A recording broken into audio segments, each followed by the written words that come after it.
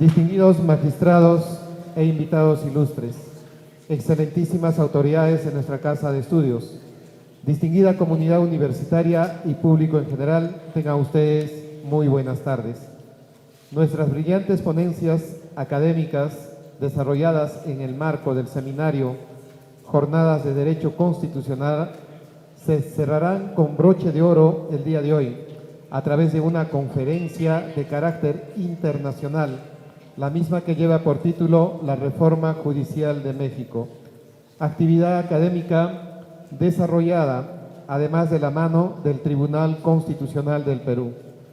Recalcamos que a través del presente evento académico se consolidan nuestros esfuerzos para generar un espacio de aprendizaje y actualización en materia constitucional, el mismo que se pondrá al alcance de todos ustedes el día de hoy.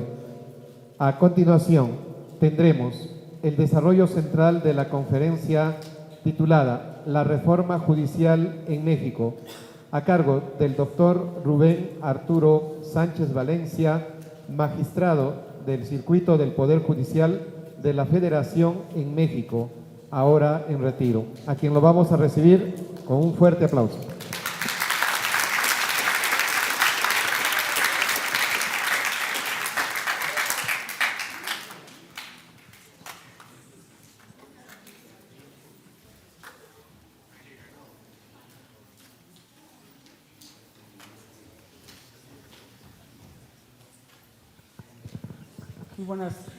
Buenas tardes.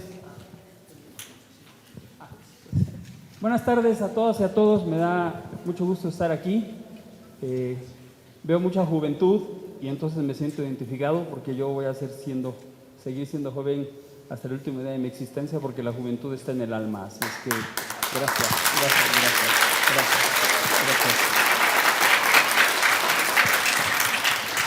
Bueno, siempre son obligados los agradecimientos y no porque sea una obligación el que nosotros tengamos que hacerlo, sino porque la nobleza obliga. Muchas gracias, por favor, a don Jaime Mujica Calderón, director universitario. Muchas gracias por la invitación, gracias, ha sido un privilegio conocerle. Muchas gracias.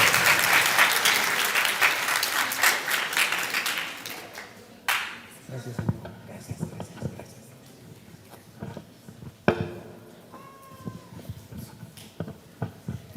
A don Ricardo Ramírez del Villar, director de esta facultad. Muchas gracias por su invitación y privilegio saludarlo. Gracias.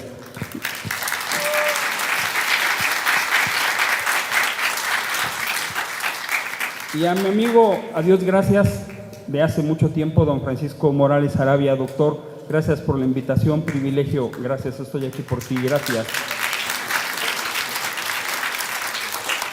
Y a don Pedro Hernández Chávez, magistrado también del Tribunal Constitucional, como don Francisco Morales Arabia, y a don Elder Domínguez Haro, que me parece que estaría por llegar. Bien, pues bueno, me dijeron que tengo media hora porque, pues media hora. Entonces, esto no cuenta, ¿vale? Porque todavía no empiezo. A partir de ahí viene la media hora.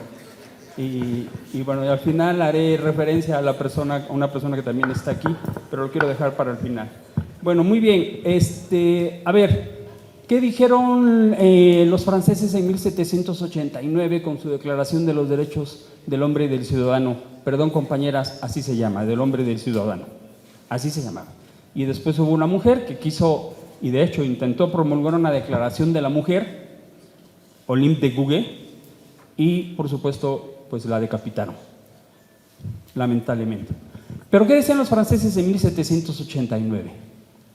¿Podría valer un punto o de más al alumno que me lo... A ver, ¿qué dijeron? En el artículo 16. Toda sociedad, sígale. Un Estado sin constitución no puede ser considerado Estado. Bien. Y en el fondo, exactamente, bien, medio punto para el alumno, por favor. Bien.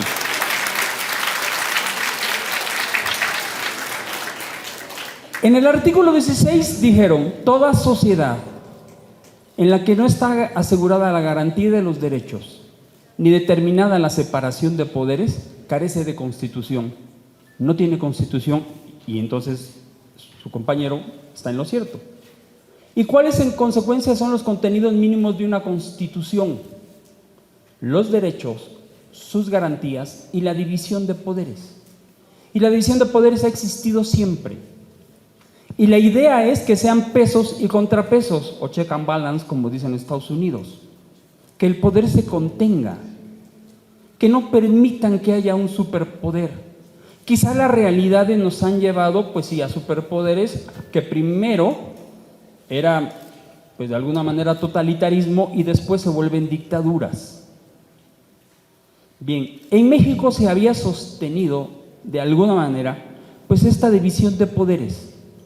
Y particularmente, les dice alguien que trabajó en el Poder Judicial de la Federación por 39 años, 6 meses, y fui juzgador más de 30 años, pues que sinceramente respetaban nuestra autonomía y no nos dejábamos influenciar. Nuestra independencia era, tú sabes que tienes que resolver conforme a las constancias y ya. Entonces, de lo primero que quiero hablarles es de los momentos constitucionales que se fueron dando, ¿no? Y en cierto sentido, esta separación de poderes del que habla el artículo 49 de la Constitución Política Mexicana, el supremo poder de la Federación se divide para su ejercicio en legislativo, ejecutivo, judicial. El poder judicial lo integra la Suprema Corte, los tribunales colegiados de circuito, los tribunales ahora también colegiados de apelación y los jueces de distrito. También está ahí el Tribunal Electoral del Poder Judicial de la Federación. Bien, éramos independientes. Éramos porque ya estamos dejando de serlo. ¿Qué fue lo que aconteció? Que una reforma constitucional muy importante… ¿Puedo caminar sí? Se decía… ¿cómo se llama? Hiperactivo, ¿no? Los niños son hiperactivos, como que yo soy eso. Mi mamá me decía chamaco latoso, ¿no? Pero bueno, eso se llama hiperactividad, ¿no? Y allá antes le ponía un apelativo, pero no lo digo porque mi mamita, que en paz descanse, no se me vaya a enojar desde el cielo. Bueno, entonces, ¿qué era lo que pasaba? Tuvimos una reforma que fue muy importante y fue que en la Constitución, en el año 2011, el artículo 1 recoge las ideas que nos trajeron, y lo tengo que decir, perdón, que nos llevaron a México los juristas de la Universidad Autónoma de Barcelona, cuando nos enseñar lo que era el control de convencionalidad. Uno de esos juristas es egresado de esta universidad y es mi catedrático que me cambió la vida, el doctor José Carlos Remotti Carbonell, peruano, que egresó de esta universidad, pero en Lima. Y esas ideas centrales empezamos a voltear la cara hacia el derecho internacional de los derechos humanos.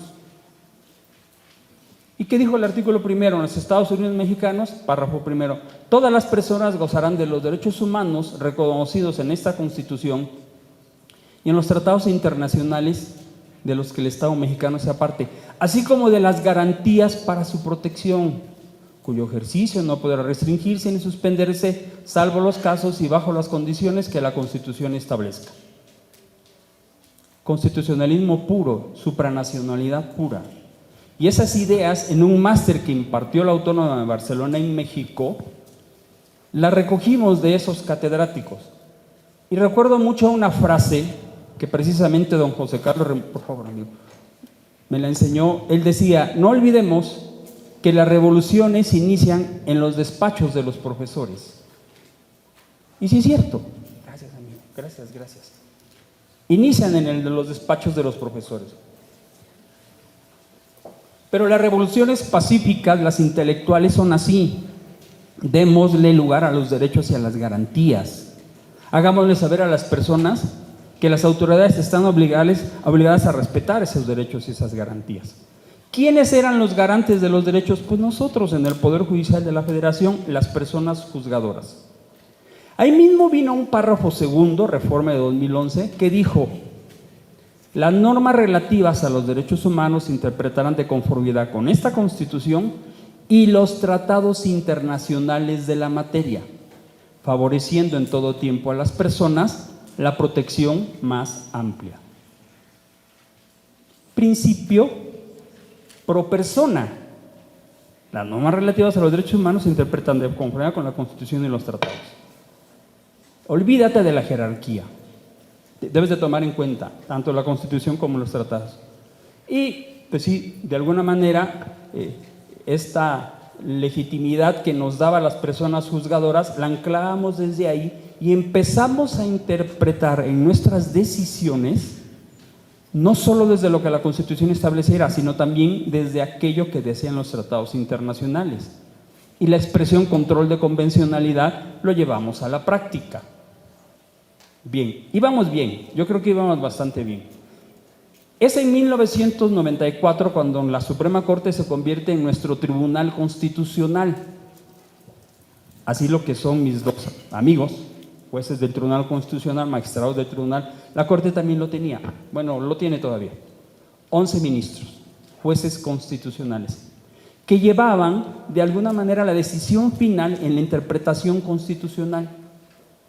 Y nosotros, en los tribunales colegiados de circuito, yo integré un tribunal colegiado algo así por 26 años, éramos intérpretes también de la Constitución y aplicábamos los tratados internacionales en materia de derechos humanos y también la Constitución. Bien, ayer alguien me preguntó, ¿y usted siempre ha sido penalista? Y le dije que sí. ¿Y por qué siempre he sido penalista? Porque siempre he dado pena, ¿no? Pero aparte de eso, siempre he estado en la materia penal, siempre. Algo que me correspondió, y no lo digo con tanto gusto, pero sí con dignidad, es que el circuito en donde ya lo laboré, el segundo circuito en México, está una cárcel de máxima seguridad, pues muy famosa. Ya se podrán imaginar las personas que allí estaban internas. ¿Puedo decir nombres sin problema, Francisco? ¿Sí? Bueno, pues a mí me tocó el juzgamiento, por ejemplo, ustedes se van a acordar de esta persona, el Chapo Guzmán. Y se les dictaba sentencias como tenían que ser. Los Arellano Félix, los cárteles de la droga, muchos. Pues lamentablemente necesité de mucha seguridad y de camioneta blindada y bueno, durante todos esos años me compraba a escondidas mi ropa interior para que no se enteraran cuál era mi talla, porque allí estaba checando, ¿no? Pero quiero decirles algo. En primer lugar, yo tengo mucha fe en Dios. Y yo sabía que no me podía pasar algo porque yo jamás iba a hacer algo indebido. Así de sencillo. Y simple y sencillamente dictabas tu sentencia con base en las pruebas del expediente, nada más. Y no te dejabas influenciar por nada. ¿Y eso qué te lo daba? Tu preparación, lo que nosotros llamamos carrera judicial. Bien, esta reforma entonces fue fundamental. Pero ahora empieza la debacle, de alguna manera, porque también, antes de esto, antes de la de 15 de septiembre del año pasado, empieza a dictar la Corte Interamericana de Derechos Humanos sentencias en contra del Estado mexicano. Muchas. Ahorita llevábamos 15, 16. Y en ellas, pues en un principio el Estado mexicano se da cuenta de que sí, que había vulnerado derechos humanos, que a nivel interno no resarcimos a las personas en esa violación de los derechos humanos y acudieron al sistema supranacional. Una de ellas, una de las más recientes, fue en contra del Estado mexicano por la figura de la prisión preventiva oficiosa. En México, la Constitución tiene un catálogo en el artículo 19 que te dice, deja muy claro, dará lugar a prisión preventiva oficiosa cuando sea imputada la persona por un delito grave. Y los delitos graves son estos, y ahí establece el catálogo. Bien, eso significa que la persona juzgadora iba a decretar la prisión preventiva si estaba acusado de delito grave. ¿Y qué pasaba con la presunción de inocencia? A un lado, oye, todavía no tienes sentencia de condena, puedes enfrentar el proceso en libertad, asegura que vaya a proceso por otras maneras, no solamente teniéndolo en la cárcel, te quedas en la cárcel. Y aplicando la jurisprudencia de la Corte Interamericana de Derechos Humanos, nosotros determinábamos que no necesariamente tenía que ser prisión preventiva solo porque el delito fuera señalado como grave en la Constitución. Eso es algo dentro de muchas ideas, muchas cuestiones que decidimos que yo les quiero platicar por una reforma posterior. Bien, entonces en control de convencionalidad el criterio de un servidor era no, la prisión preventiva oficiosa es inconvencional. Persona fiscal, hay otra figura que se llama prisión preventiva justificada. Da razones por las cuales debe de estar privada de la libertad de la persona para enfrentar el proceso. Y le pedíamos a la Fiscalía, justifica el por qué debe estar privado de libertad. Y si no lo está, que enfrente el proceso libre, por presunción de inocencia. Y entonces las autoridades, los fiscales, hacían la tarea de justificar las razones. Y a veces decían, no, no la puedo justificar, enfrentas el proceso libre. Sí la justifico, entonces te quedas en prisión preventiva justificada. Y la propia Constitución determina que a los 2 años sin sentencia debe de analizarse si esa prisión preventiva debe de continuar o no. Se tiene esa obligación. Y se revisaba. Pues fíjate que sí, debe de seguir en prisión preventiva, el proceso no ha terminado porque la persona justiciable lo ha retrasado. Entonces, los procesos seguían. Bien, ¿qué hizo la Corte Interamericana de Derechos Humanos en una sentencia? García Rodríguez y Reyes Alpizar contra México, serie C482, Corte Interamericana de Derechos Humanos, nos deja muy claro que la prisión preventiva oficiosa era inconvencional. Y quiero leerles el párrafo, sí es este, 301 de esa sentencia de condena en contra del Estado mexicano. Dice ese párrafo: por otra parte, en lo que se refiere a la figura de la prisión preventiva oficiosa, esta Corte ordena al Estado ordenar. Cuando su mamá de chiquito les decía, tiende tu cama, ¿daba lugar a que ustedes le dijeran que no? No, ¿verdad? Sobre todo si tenía la chancla en la mano. A ver, dile que no. Bueno, así era mi mamá, ¿no? Bueno. No se los la Corte no dijo, por favor, anda, di que sí. No. Ordena al Estado, como lo ha hecho en otros casos, y cita 2 casos de Guatemala, adecuar su ordenamiento jurídico, incluyendo sus disposiciones constitucionales, para que sea compatible con la Convención Americana. Es decir, reforma tu Constitución. Es inconvencional. La figura de la prisión preventiva oficiosa es inconvencional. Pues no lo hicieron. Esta sentencia ya tiene más de 2 años y le dieron 2 años para que cumplieran esa reforma. No lo han cumplido.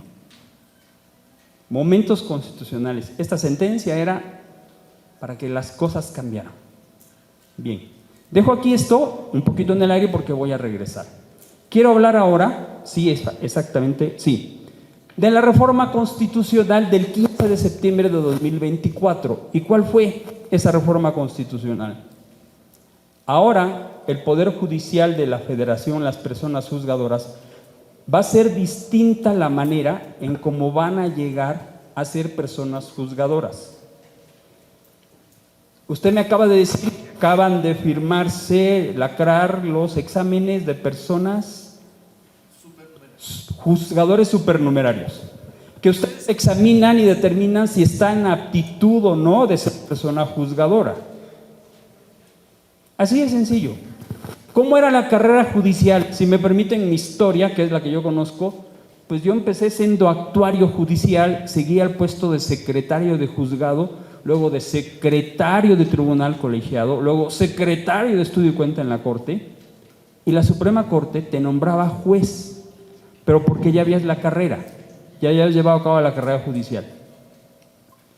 Y en ese entonces, en el 94 me nombraron, sí, llega el Consejo de la Judicatura Federal y ya se determinó que todos los cargos serían por examen de personas juzgadoras, de personas que ya trabajaran en el Poder Judicial y que quisieran ser personas juzgadoras. Ya para ser magistrado yo concursé. Para ser juez, porque todavía no había Consejo de la Judicatura. En el primer concurso, a mí me faltaba edad, todavía no tenía los 35 años y me sobraba miedo. Porque, pues, a ver, ¿no? Concursar para ser magistrado, bueno. Y ya en el segundo concurso, pues ya tenía yo la edad y el miedo había crecido. Yo no iba a concursar, pero mi señora esposa me convenció. Bien linda, con todo el amor que le caracteriza, me puso una pistola en la cabeza y me dijo, o concursas o... No. Jamás se me olvidará. Como yo no quería, me acuerdo que estábamos esperando nuestro primer milagro, que fue nuestra hija mayor, y me dice, si no lo quieres hacer por mí, hazlo por el bebé que viene en camino. Y me convenció. Y de 51 aspirantes, juezas y jueces federales ya, solo pasamos 32. Reprobaron 19 personas y eran juzgadoras ya, Y así eran los concursos. Con el paso del tiempo a mí me tocó integrar sínodos para examinar a aspirantes a magistradas y magistrados y a juezas y a jueces. Y de veras que eran exámenes muy difíciles. En el último que participé, 100 personas aspirantes, solo pasaron 64. Y eran juezas y jueces federales, que para llegar costaba todo el trabajo del mundo. Las horas de estudio, la dedicación, te olvidas de la familia, le dedicas poco tiempo, le agradeces a Dios que te comprendan que tengas que estar casi todo el tiempo en la oficina y están a tu lado haciéndote ser mejor persona. Bien, todo eso, amigas y amigos, ya se acabó. Con esta reforma de septiembre de 2024, ya no se va a acceder a los cargos por concurso. Ahora va a ser por elección popular del pueblo bueno y sabio. Requisitos. No importa si terminaste la carrera ayer, basta con que hayas sacado de promedio en la materia a la que aspires ser juez, si es materia penal, 8 en esa materia, y ya puedes ser juez. Ya puedes ser juez federal, y decidir en la federación todos los casos que ustedes se puedan imaginar, que a mí me quitaron muchas horas de sueño. Les voy a decir la numeralia. Miren, se hizo una tómbola, aunque les cause risa. Pusieron en una tómbola 1,649 fichas, que somos entre magistradas, magistrados, jueces y jueces federales, 1,649 éramos en ese entonces. Éramos 927 magistrados y magistradas, 722 personas juzgadoras. Y se sortearon a 464 magistradas y magistrados y 386 personas juzgadoras. Entonces, la mitad de los que no salieron en la tómbola es adiós, te vas. Dejas de ser magistrado o magistrado. La otra mitad, bueno, tú te quedas hasta el 2027. Se acaba la carrera judicial. Pero bueno, por dignidad, 157 juezas y jueces y 255 magistradas y magistrados declinamos. Dijimos al Senado de la República, no me pongas en esa lista. Mi dignidad tiene un enorme valor y no tiene precio. No me voy a prestar esa burla. Declinamos. Pasamos al retiro. 157, sí, juezas y jueces y 255 magistradas y magistrados. Porque nos pareció que eso sería una afrenta terrible, una burla, ¿no? Y simple y sencillamente, pues pasamos al retiro. Perdón que siga hablando de mí. Después de 39 años, 6 meses en el Poder Judicial, dije adiós. Es una decisión que se tomó en familia. Mi señora esposa y mis 2 hijas avalaron, dijeron, papá, ya. No les digo lo que nos dijo una de mis hijas, mándalos, ya se imaginarán. Bien lindas, además me dijeron, nosotros ya no dependemos de ti económicamente, ya trabajamos. Y bueno, por eso es que, qué amable es magistrado de la Suprema Corte de Justicia, pues toda la vida quise eso, toda la vida quise llegar ahí, no se pudo. Ahora soy magistrado en retiro. En retiro, pues porque ya me jubilé. A partir del 1 de enero estoy jubilado. Primera cuestión de la que me di cuenta. No hay persona más ocupada que la jubilada, ¿eh? ¿Cuántas cosas hay que hacer? De veras, yo no sabía que se tiene que pagar la luz, que se tiene que ir a pagar el teléfono, ¿no? Y dije, ay, ¿todo eso pasa? ¿No?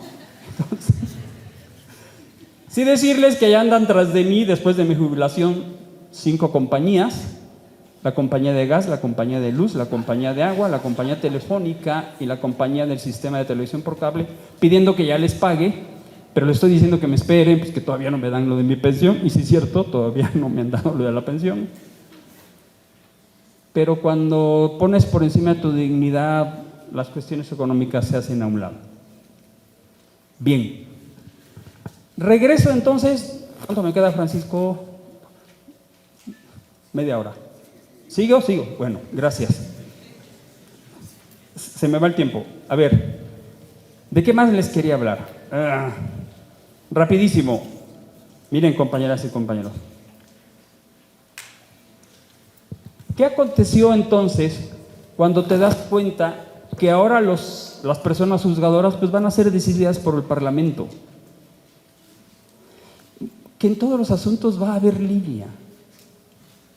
Ahora están las campañas para ser ministra o ministro, magistrado o magistrado de circuito, integrante del Tribunal de Disciplina Judicial, integrante del Consejo de Administración del Poder Judicial, juezas y jueces.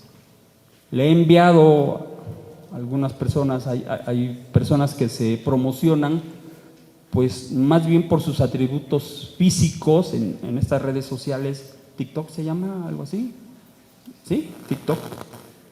Por sus atributos físicos y no dicen nada de qué pasa, ¿no? Están haciendo campaña prometiendo no sé qué. Bueno, voy a dictar sentencias justas. No, pues eso lo tendrías que haber hecho siempre. Ahora sí voy a estar con el pueblo. ¿Qué fue lo que aconteció? Y yo lo tengo que decir antes de pasar a lo último. Miren, yo creo que desde que empezó el anterior presidente de la República, Andrés Manuel López Obrador, ¿no? Él empezó a atacar mucho a los jueces porque le estorbábamos a todas las arbitrariedades que quería cometer. Le empezamos a estorbar. Y hablaba mal de nosotras y de nosotros. Primer error, no salimos a defendernos. Esa sentencia injusta, este juez corrupto. No, la sentencia puso en libertad a un delincuente. No, la persona era inocente y por eso se lo puso en libertad, no era delincuente. Le concedieron un amparo a este. No, le conseguimos el amparo porque la persona era inocente. ¿Qué significa ahora? Que ya lo que diga la fiscalía, hay de aquel juez que se atreva a absolver a alguien, porque entonces va a ser un acto de corrupción. El anterior presidente y la presidenta actual todas las mañanas salían a una conferencia y ahí nos denostaban. Primer error, no salimos a defender nuestras sentencias, pero les juro que no teníamos tiempo. O veías tus asuntos, te preparabas para las sesiones, tomabas la decisión más justa que tú tuvieras que pensar, o saber que esa sería la más justa, o te ponías a reclamarle, no, yo no soy corrupto. Basta con que no lo seas y que digan lo que quieran. Segundo error, me parece que eso también fue un pecado. Sí teníamos ciertos vicios que nos estigmatizaban, yo creo que con razón. Uno de ellos voy a mencionar. Había muchas personas familiares de las y los juzgadores trabajando en el Poder Judicial. El ingreso no había sido por méritos, sino por la relación familiar. Hacía unos 10 años ya se prohibió eso, pero aún así pues permanecían trabajando quienes habían ingresado por tener un familiar juzgador. Así de sencillo. Sí es un error y era, yo creo, un pecado grave para nosotros. Sin embargo, pues no nos defendimos. Y esto se logró. ¿Cómo se logró? No tenían la mayoría parlamentaria en el Senado, le faltaban 3 senadores. Amenazaron a 3 senadores, les abrieron una carpeta de investigación por un delito, por supuestos delitos, doblaron su voto y ya tienen su reforma constitucional. De entonces a la fecha ha habido 20 reformas constitucionales. Pero les quiero leer el contenido de una de ellas. Denme oportunidad, de esta reforma constitucional. Ahí. Espérenme, por favor. Soy lento para esto. Aquí está. No, no es esta. Paciencia, por favor. Respiren profundo.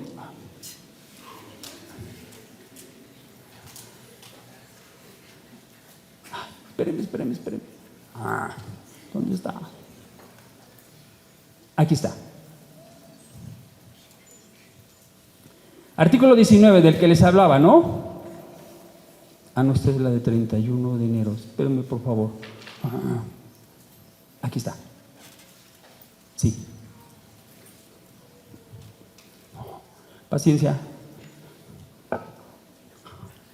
A ver, aquí está. Por favor. Yo aquí la tenía. ¿Acá? No. Legislación. ¿Cómo se llama? ¿Cómo me llamo yo? Aquí estoy. Legislación. Aquí está. Ya. Sí, aquí está. Miren. Parece. Vean lo que dice ahora el artículo 19 de la Constitución Política de los Estados Unidos Mexicanos. Recuerden lo que les había mencionado. ¿Vale? Las normas relativas a los derechos humanos se interpretarán de conformidad con esta Constitución en los tratados internacionales de la materia, favoreciendo en todo tiempo a las personas la protección más amplia. ¿Recuerdan que lo decía? Bien. Ahora, ¿qué dice el 19 de la Constitución? No obstante la sentencia de condena de la Corte Interamericana de Derechos Humanos, que le ordena a México adecuar su constitución a la Convención Americana, le hicieron caso omiso. Y el 31 de diciembre, o sea, en lo que estaban esperando el Año Nuevo en México, publican esta reforma. Y escuchen, por favor, lo que dice sobre la prisión preventiva. El Ministerio Público solo podrá solicitar al juez la prisión preventiva cuando otras medidas no sean suficientes para lograr la comparecencia del imputado en el juicio, el desarrollo de la investigación, la protección de la víctima, de los testigos y de la comunidad, así como cuando el imputado esté siendo procesado o haya sido sentenciado por la comisión de un delito doloso. Punto seguido. El juez ordenará la prisión preventiva oficiosamente en los casos de, y vienen todas las conductas: violencia sexual contra menores, delincuencia organizada, extorsión, delitos previstos en leyes aplicables cometidos por la ilegal introducción y desvío, producción, preparación, enajenación, exportación de sustancias químicas, drogas sintéticas, fentanilo, desaparición forzada, enriquecimiento ilícito, en fin, ¿para qué les digo? Pero viene un párrafo que cierra con broche de oro el atropello a nuestra Constitución. Para la interpretación y aplicación de las normas previstas en este párrafo, los órganos del Estado deberán atenerse a su literalidad, quedando prohibida cualquier interpretación análoga o extensiva que pretende inaplicar, suspender, modificar o hacer nugatorios sus términos o su vigencia, ya sea de manera total o parcial. O sea que si llegara el asunto al Tribunal Constitucional, ahí de ustedes si se atreven a decir no, esa reforma constitucional es incorrecta. Ya lo dijo el Poder Legislativo Federal. Aquí no interpretes, Aquí no me importa el tratado, la Convención Americana sobre Derechos Humanos. Haces lo que yo digo. Y la mayor burla es que a esto le llamaron reforma de supremacía constitucional. Esta es supremacía legislativa, no constitucional. Esto es ahora, no te atrevas a interpretar lo que yo aquí te estoy ordenando. El control de convencionalidad. Por cierto, esta sentencia no la han cumplido, lógico. Y algo emblemático que está pasando en la Corte Interamericana, por primera vez en muchos años, ha dejado de tener una persona juzgadora de origen mexicano. Ya no hay juezas o jueces mexicanos. Tuvimos 3. El doctor Fixamudio, el doctor Sergio García Ramírez y el doctor Eduardo Ferrer MacGregor. Bien, ¿con qué quiero empezar a cerrar? Con una sencilla manifestación en relación a lo que yo creo que nos están llevando. Primero, ya es totalitarismo en México, parece que sí, ya hay totalitarismo. El Senado está decidiendo todo. acabaron con la carrera judicial. Y los dos pilares de cualquier poder judicial en el mundo son su independencia judicial, ojo, y la carrera judicial. Que lleguen los que se han preparado, que lleguen los que concienzudamente se han dedicado al estudio y que sepamos que van a tomar las mejores decisiones. Con todo respeto para los médicos, yo tengo 4 hermanos médicos, con todo respeto. No es lo mismo ir con un especialista del corazón que con alguien que acaba de terminar la carrera de medicina. O díganme si sí, con todo respeto se los digo. Pues lo mismo, que lleguen los que se prepararon, que lleguen los que están de alguna manera haciendo las cosas desde acá. Bueno, ya para cerrar, quiero leer algo que dijo el gran Vargas Llosa. Ahí.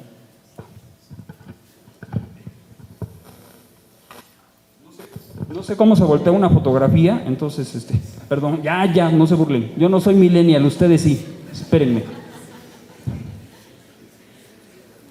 ¿Qué dijo? Aquí está. Bueno, ¿y por qué un mundo sin literatura sería un mundo sin deseos, ni ideales, ni desacatos? Mario Vargas Llosa. Yo leí la novela La fiesta del chivo por una recomendación de una gran peruana, la doctora Yulisa Mantilla, que me dio clase en la American University, y la verdad que, wow, gran catedrática, pero también muy bella novela. Bien, pues habla aquí, espérenme por favor, ya. Dijo alguien, a Vargas Llosa no tenemos que recordarlo, ya, volteate. A Vargas Llosa, sin embargo, no podemos recordarlo solo como un narrador. Fue un escritor políticamente comprometido. Cuando joven, siguió los debates de Jean-Paul Sartre y Albert Camus. Perteneció brevemente a una célula del Partido Comunista y admiró la Revolución Cubana, pero se desencantó tras el encarcelamiento del poeta Eberto Padilla. Se convirtió en demócrata y en un férreo defensor de las ideas liberales. Rechazó por igual la dictadura cubana de Fidel Castro y la chilena de Augusto Pinochet. El régimen del PRI en México lo calificó en 1990 como la dictadura perfecta. Y sí es cierto, nada más cambiaban de presidente, pero el PRI, Partido Revolucionario, ahí seguía.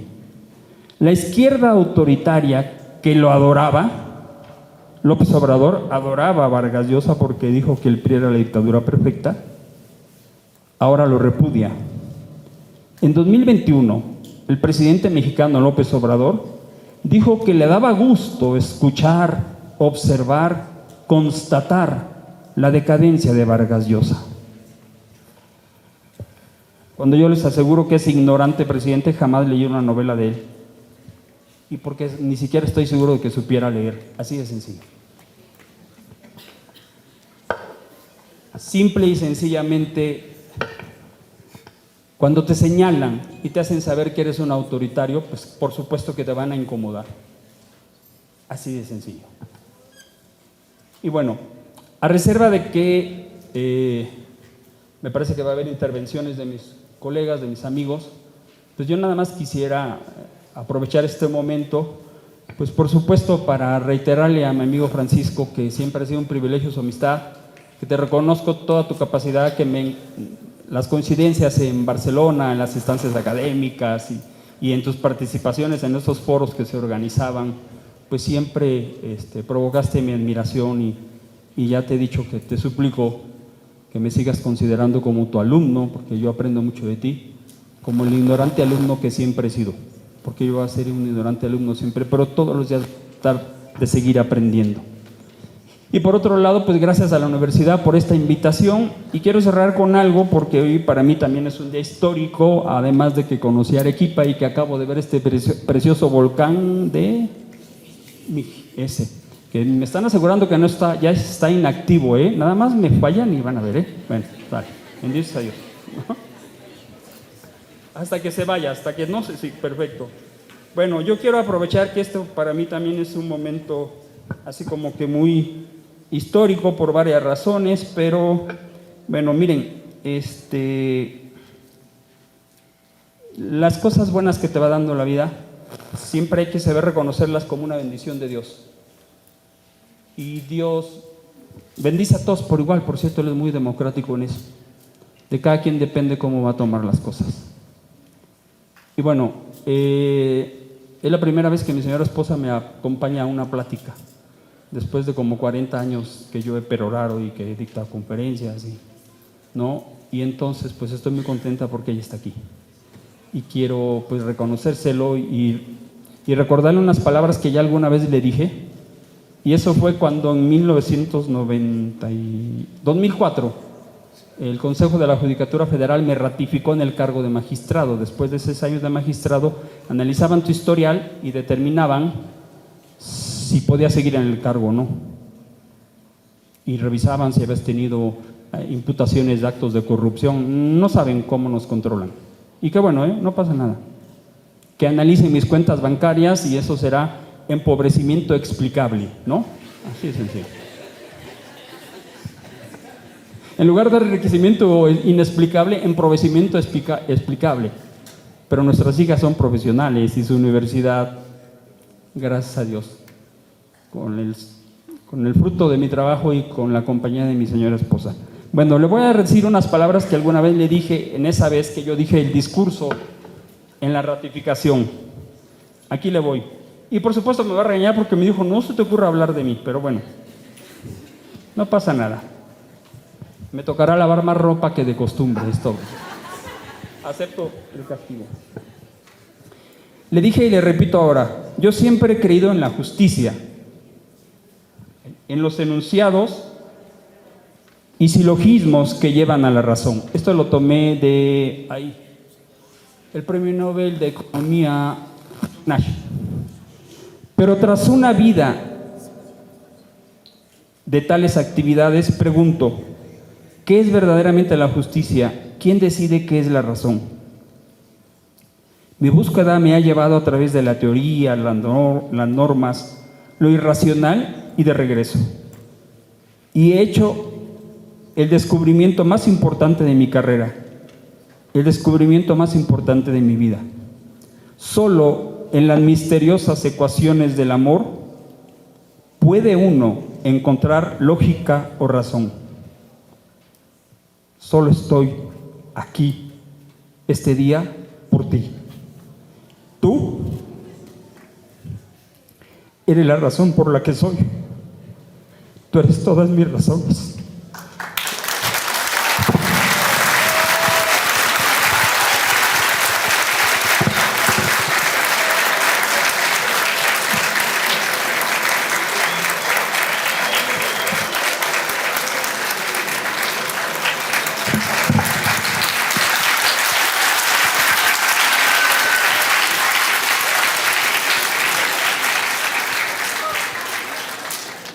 Una gran ponencia que debe quedar como una gran enseñanza también para nuestros estudiantes.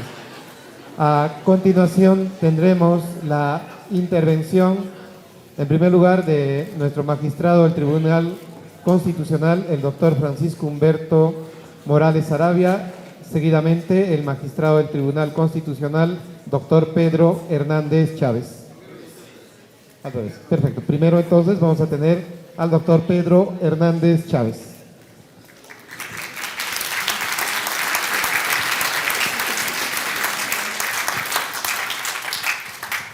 Bueno, muy buenos días. Antes que nada, mi saludo a las autoridades de la universidad, mi universidad, San Martín de Porres, el doctor Jaime Mujica, acompañado de sus autoridades. Y disculpas, porque no pude acompañarlos en un evento que se había organizado. Como notarán, todavía estoy mal de la voz. El clima de Lima no es tan bueno como el de Arequipa, entonces a veces nos juega malas pasadas, y fue por eso que no pude acompañarlos. Por eso, cuando el día de hoy tuve la invitación generosa de mi colega, el doctor Francisco Morales, para acompañarlo en esta locución del magistrado Sánchez, evidentemente pues no lo dudé un segundo. ¿Qué podemos decir después de lo que nos ha dicho don Arturo? Los jueces técnicos somos humanos. Y esto tal vez es lo más importante, porque cada problema que enfrentamos es precisamente eso, ¿no? Una dificultad, algo que se complica en la vida de una persona y hay que resolverla con sentimiento, con razón, pero también con técnica. Y tal vez una de las críticas, o mejor dicho, más que críticas, una de las ideas que me inspira mucho lo que ha mencionado el doctor, es el hecho de cómo está México enfrentando un problema típico de politización de la justicia. Gravísimo, tan malo como judicializar la política.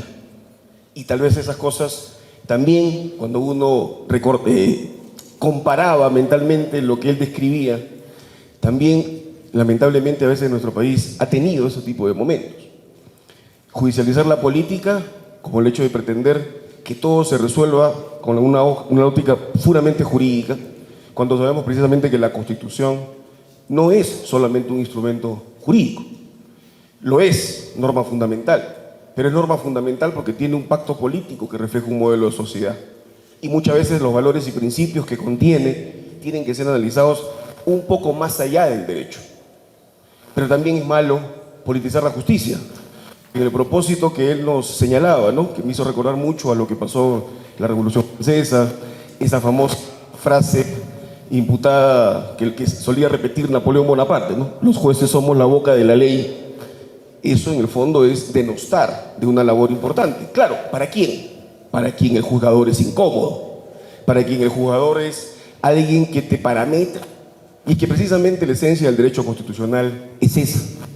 Uno existe en una sociedad ordenada, uno existe en una sociedad con un proyecto de vida en común, responde a valores, a dignidades, a derechos, y eso es lo que los jueces hacen. Entonces, todo esfuerzo por controlar la judicatura a través de mensajes que a veces pueden tener mucha aceptación, terminan generando a la larga problemas.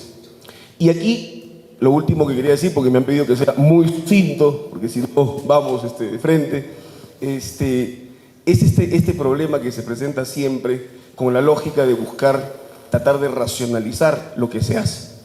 El derecho constitucional creo que tiene una característica que ustedes que están en la universidad preparándose para ser abogados y abogadas no pueden olvidar jamás. Es una disciplina transversal. Hay dos disciplinas que para mí son importantísimas, en general con el respeto de todas, pero son transversales. El derecho constitucional, porque regula todo, y el derecho penal, porque nos mantiene siempre a raya. Y son como la casa de jabonero, ¿no? El que no cae resbala, siempre sucede.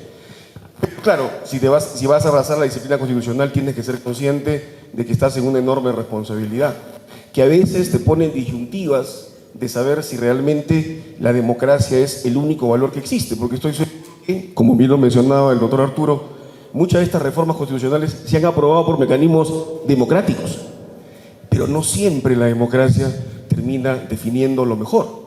De suyo el constitucionalismo, como idea general, garantiza los derechos de las personas frente a todo aquel que abuse del poder. Y ojo, no siempre solo abusa el que tiene poder, sino también, o político, sino también el que tiene una posición predominante, una transnacional, abuso. Políticos pueden tomar decisiones que terminan abriendo puertas que permitan abusos. El derecho constitucional a veces es un parámetro hasta la propia dinámica democrática. Y eso tenemos que entenderlo, porque a veces la función no siempre es muy popular. El día de ayer hemos tenido en esta cálida y hermosa ciudad una audiencia donde, por ejemplo, hemos analizado un caso bastante complicado para el país que tendremos que resolver. ¿Se puede investigar a un presidente de la República en ejercicio? ¿Sí o no? Y cualquiera que sea la resolución que se tome, va a tener gente que esté a favor y va a tener gente que esté en contra. Y lamentablemente esa es la dinámica de la justicia constitucional. Yo no me quedan sino palabras de agradecimiento siempre a mi universidad, esta vez en la filial de Arequipa, que es la primera vez que tengo el honor de conocer, y bueno, saludar la extraordinaria exposición técnica, vivencial y humana del doctor Arturo, y simplemente desearles lo mejor y los éxitos profesionales que todos vayan cultivando día a día con los libros que se leen y con el compromiso, con el derecho y con la justicia. Muy buenos días.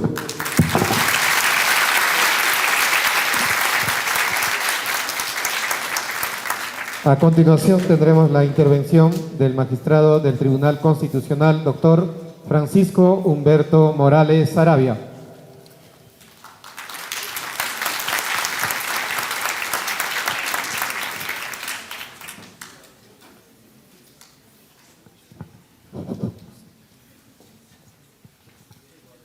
Bueno, estoy un poco resfriado por el cambio de clima, pero aquí estamos.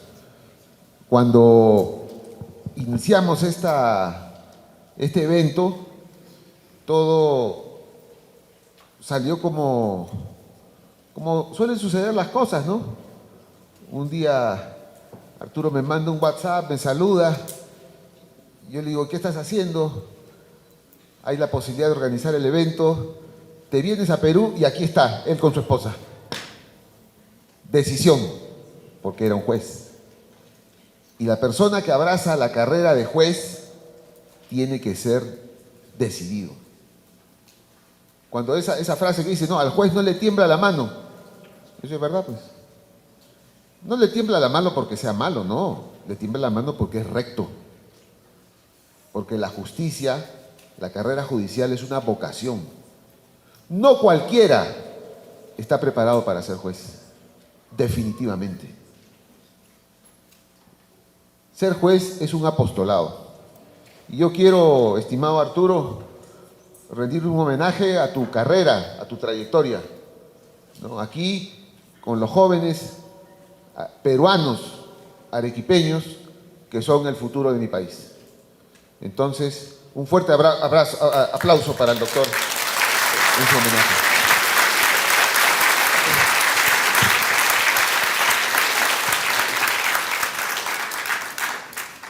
El mérito de este pequeño conversatorio de 3 días en el cual ustedes, porque sin ustedes no podríamos hacer este evento y sin ustedes no existiría el concepto de universidad.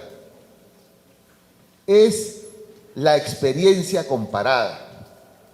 El Perú, Arequipa, no somos lo único que existimos en este planeta, sino la experiencia comparada, el conocer otros países, otras culturas, otras realidades, es la que nos hace ser mejores y poder contribuir a que nuestro país sea mucho mejor. Yo conocí al doctor Arturo hace unos años, cuando nos encontramos en Barcelona con nuestro maestro José Carlos Remotti, peruano que radica en Barcelona, en España, ya hace muchos años, pero que es sanmartiniano como ustedes, como el doctor Hernández, como el doctor Mujica, como el doctor Ramírez de Villar y como yo, porque todos somos sanmartinianos. Entonces, eso es lo más importante, la experiencia comparada, pero también la experiencia vital y la permanente capacitación. Ustedes a lo largo de su carrera, hoy más que nunca, tienen una formación permanente. Nunca hay edad para el retiro del estudio, porque solo nuestra capacidad intelectual es la que nos podrá llevar al progreso personal, al progreso de nuestro país, como es un ejemplo el doctor Arturo Sánchez Valencia. Y entonces el tema que él nos ha traído aquí es la reforma constitucional, la perversión de una reforma constitucional. Aquí en el Perú hemos tenido episodios. Cuidado con los cantos de sirena de la reforma constitucional. Lo vamos a reformar todo. Y al final, ¿para qué? Si ni siquiera podemos vivir con la Constitución que tenemos, ni siquiera la respetamos muchas veces. Entonces todo es un aprendizaje. Así como ustedes aprenden derecho, los países también aprenden a vivir en democracia. Y nosotros estamos aprendiendo a vivir en democracia. El ejemplo de los hermanos mexicanos es duro, es terrible, porque bajo una supuesta reforma judicial, en el fondo lo que se está haciendo es destruir una de las garantías fundamentales de la democracia. El Tribunal Europeo de Derechos Humanos lo dijo hace más de 50 años. La libertad de expresión y la independencia judicial son pilares de la democracia. ¿Y por qué el Poder Judicial, el Tribunal Constitucional son poderes contramayoritarios? Porque los ciudadanos, todos nosotros, cada 5 años en una democracia, cambiamos el poder. Entregamos el poder a una opción política. Ese poder es irrefrenable Ese poder cada vez quiere más poder. Entonces hay un poder que lo controla. Es el Poder Judicial, el Tribunal Constitucional. Si la política, si el juego electoral, si la dinámica copa todo, ya no hay control. Porque tú vas a tener un mismo partido en el Poder Ejecutivo, un mismo partido en el Congreso y un mismo partido en el Poder Judicial.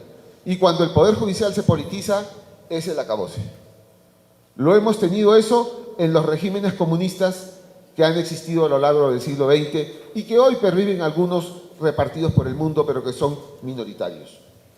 Entonces, esa es la lección. Cuidado, jóvenes. El próximo año estaremos en elecciones. Y acuérdense de mis palabras. No faltarán los cantos de sirena, que en realidad son los cantos de la demagogia y el autoritarismo. En América Latina hemos tenido y seguiremos teniendo esos ejemplos. ¿Y cómo se va a detener eso? Solamente con estudio y con reflexión y con conocimiento de lo que pasa en otros países de nuestro continente y que los mismos actores de esos problemas nos lo cuentan. Y ahí compartimos las experiencias. Y el día que ustedes van a escuchar eso en las próximas elecciones, porque muchos de ustedes será la primera vez que voten el próximo año, ¿sí o no? Entonces, bueno, nosotros que tenemos un poquito más de experiencia en este mundo, ¿no? También hemos visto esos cantos de sirena.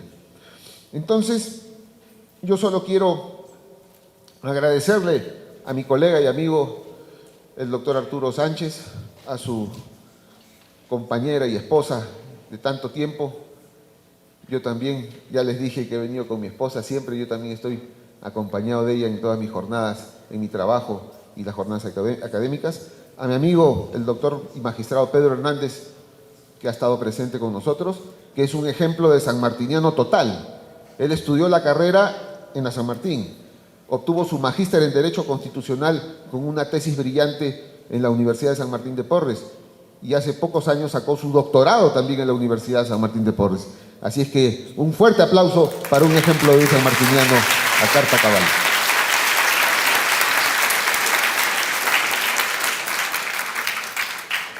Y bueno, entonces ese es el punto.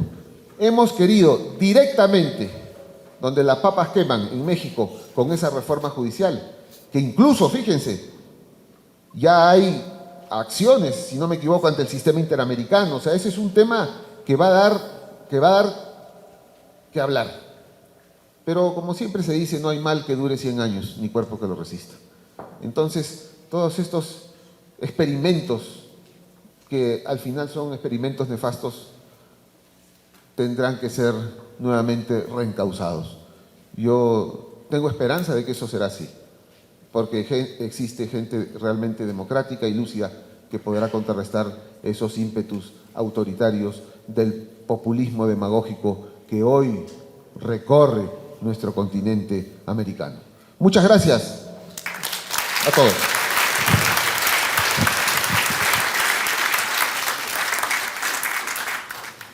Yo creo que definitivamente estas jornadas constitucionales han tomado un cariz totalmente diferente.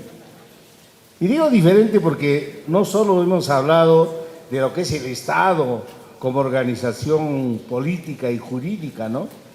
Y que gobierna un país y que podría ser realmente autoritario completamente si no existiera una constitución que amparara sus derechos. ¿Y quién realmente hace que esa Constitución pueda ser respetada? Pues el Tribunal Constitucional. Y hoy para mí ha sido una alegría muy especial, dentro de todo lo agitada que ha sido este día, recibir realmente a los dos magistrados, incluyendo realmente al doctor Arturo, porque son egresados de la Universidad de San Martín de Porres. Hoy tuve la oportunidad en la mañana de entregar diplomas a egresados de la carrera de Derecho y entregar títulos también. Y les hacía recordar la significación que tenía llevar esa medalla porque el título es lo que legalmente los avala para poder ejercer su carrera, pero esa medalla que llevan es una medalla que los marca de por vida de ser egresados de la Universidad San Martín de Porres. Y por coincidencia, 3 magistrados son egresados de la San Martín. Yo también soy egresado de la San Martín y creo que la San Martín marcó a nosotros de alguna manera especial y nos enrumbó dentro de esa tarea tan grande que es hacer un país diferente del que actualmente nosotros vivimos. Me ha encantado definitivamente escucharlos a todos ellos y escuchar realmente la emotividad del doctor Arturo y que sea una manera realmente para que nosotros recapacitemos de que el destino de nosotros está en nosotros mismos. Nosotros como país creo que durante mucho tiempo nos hemos acostumbrado a que nos cuenten lo grande que podía ser. Y la pregunta que yo me hago es, ¿qué pasó realmente con todos esos atisbos de toda nuestra historia donde simplemente se quedaron en posibilidades? Algo falló. Y yo creo libremente que el valor supremo que debe tener un ser humano es ser libre, es la libertad. Y esa libertad que está declarada en nuestro escudo, yo creo que es un valor que tenemos que acostumbrarnos a respetarlo.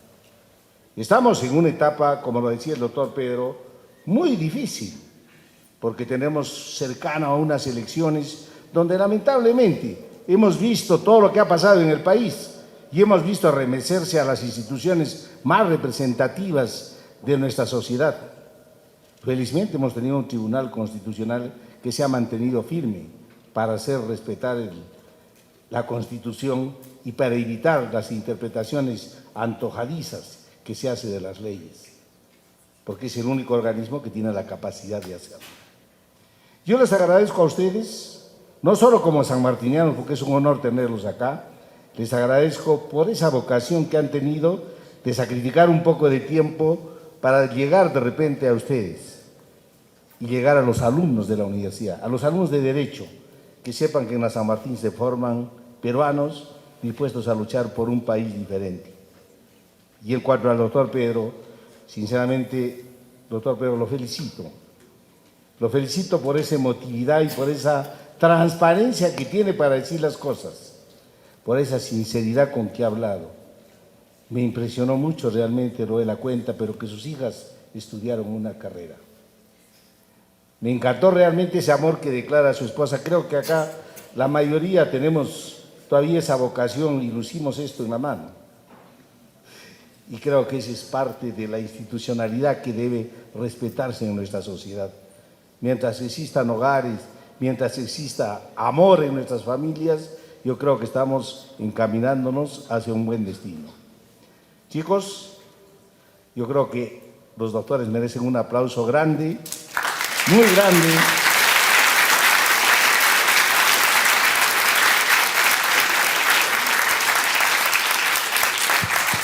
Y otra cosa, con la autoridad que tengo dentro de la universidad, me voy a permitir otorgarles la medalla de la Universidad San Martín, que es la que van a lucir hoy día. Ustedes la tuvieron cuando tuvieron su título, pero ahora quiero recordarles que la San Martín que ustedes la llevan en su corazón y que lo han demostrado a través de su carrera, siempre está con todos ustedes. Y ustedes ojalá se den cuenta que cuando salgan de profesionales y salgan a navegar en el mundo por éxito o por muchas cosas, no se olviden que hay un puerto al cual siempre van a poder regresar, siempre van a poder estar, y es nuestra universidad, la Universidad San Martín de Porres. Gracias.